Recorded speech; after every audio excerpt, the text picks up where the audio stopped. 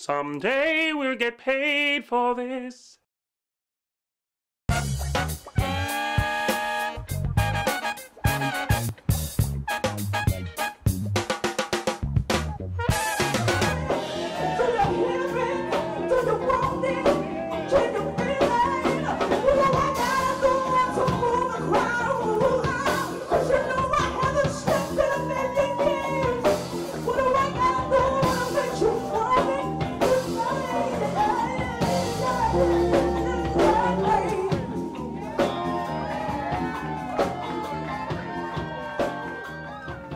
I'm doing great.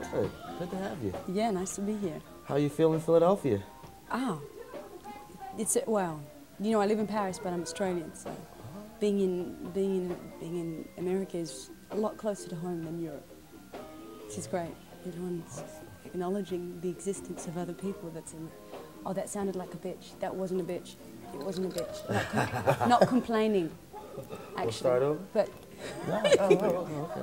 So you're originally from Perth. Yeah. Right. So what was the vibe growing up in Perth?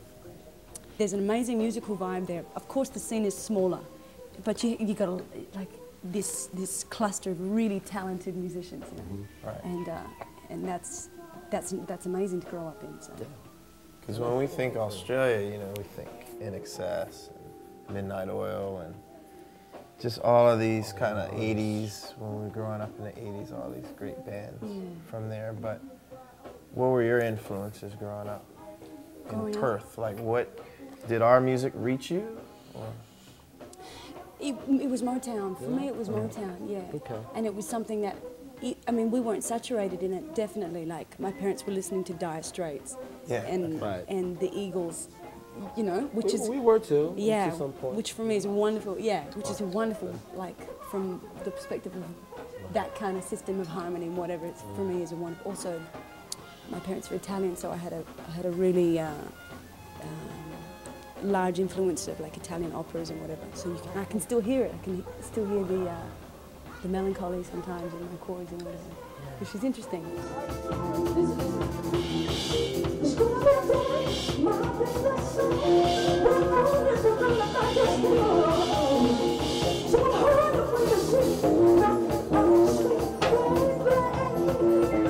When you walk into that room last night, I had come from all the way across the globe, severely sleep deprived, like to the point of hallucination. You walk in there and I was alive. That's courtesy of you guys. And everyone and the best part about it is that everyone who came up to me last night said the same thing. Everyone said to me, yeah, you know, this place, you know, it's always like this, the vibe. And I was thinking, yeah, well, of course you guys are. Everyone who walks in there is ready for it and is contributing. Yeah, it's not an accident. That's not even.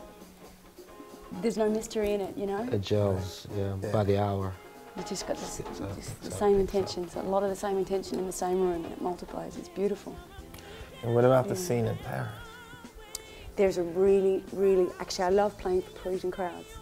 I feel like they get it, which is amazing, because of course, a lot of the times, I mean, I'm always singing in English, so a lot of times, even though a lot of people speak great English in Paris, when I'm singing, most of the time they don't understand.